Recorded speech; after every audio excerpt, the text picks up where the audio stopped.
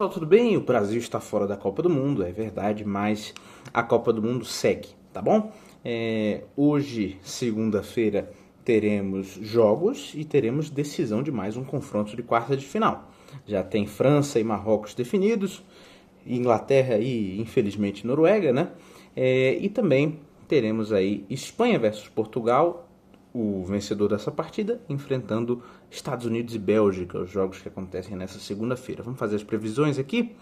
Bom, Espanha e Portugal, primeiro jogo às 4 horas da tarde, um jogo clássico, né? O clássico ibérico entre duas seleções que começam a Copa do Mundo entre as favoritas, talvez no top 5, 6 de favoritas, e uma seleção espanhola que começa talvez entre ou as grandes favoritas, né? Talvez junto com França, Argentina, e vem crescendo, pelo menos num estilo montanha-russa. Uma primeira partida bem abaixo contra Cabo Verde, uma segunda boa partida contra a Arábia Saudita, depois muito mal de novo contra a seleção do Uruguai e depois novamente jogando bem contra a Áustria. Portugal até aqui não mostrou um futebol tão convincente, talvez dada a exceção da partida contra o Uzbequistão, né?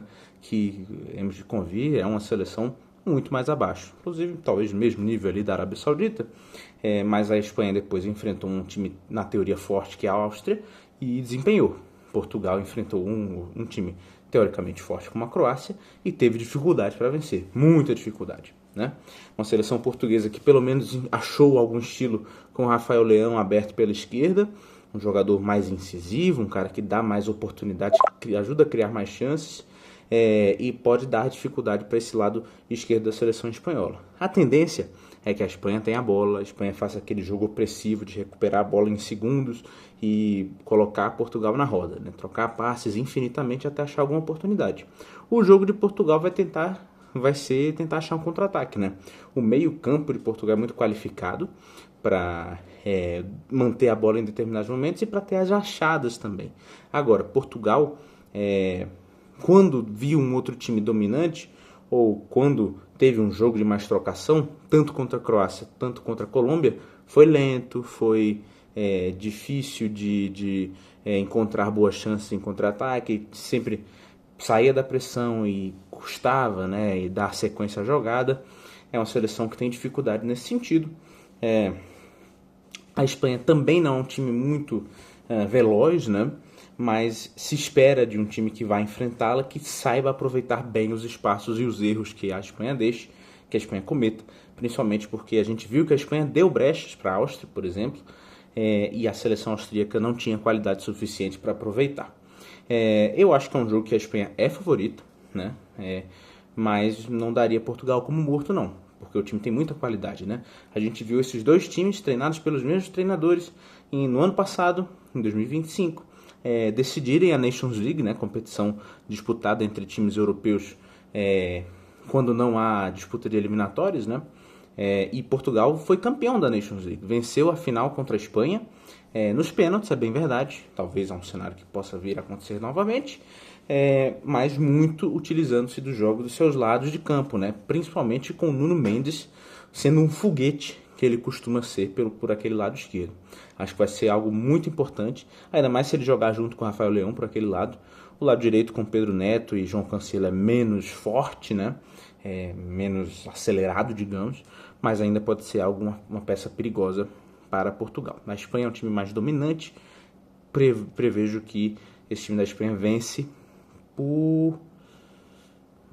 acho que na prorrogação ou nos pênaltis. Tô achando difícil de prever. Acho que vou colocar Espanha 2-1 no tempo normal, sem prorrogação, tá certo? E aí nós temos um outro jogo bastante curioso, né? Estados Unidos e Bélgica. O jogo cercado de polêmica devido à retirada, anulação do cartão vermelho do Balogun, que foi dado na partida contra a Bósnia-Herzegovina, a última partida. Cartão vermelho, na minha opinião, correto, né? Você pode procurar aí a minha análise sobre Estados Unidos e Bósnia, que eu falo mais sobre isso.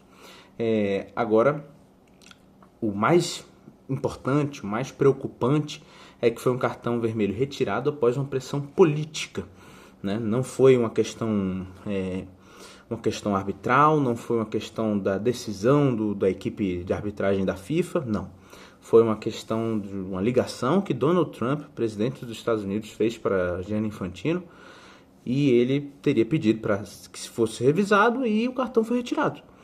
Pelo menos assim, essa é a parte da história que nós conhecemos. E não importa a razão, né? Primeiro que retirar esse cartão já acho questionável. Depois, pensando nessa parte de pressão política do presidente, também é pior ainda.